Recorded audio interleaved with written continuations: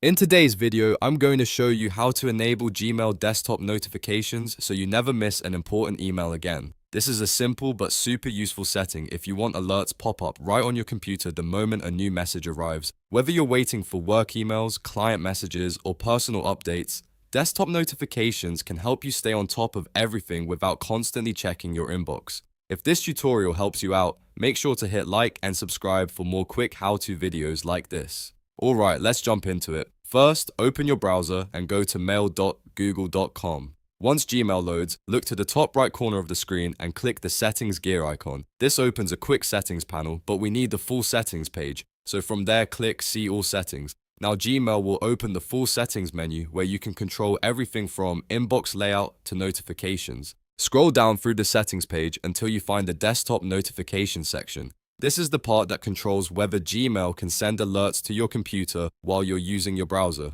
In that section, you'll see a few options. If you want to be notified for every new email, select New Mail Notifications on. If you only want alerts for priority messages, choose Important Mail Notifications on.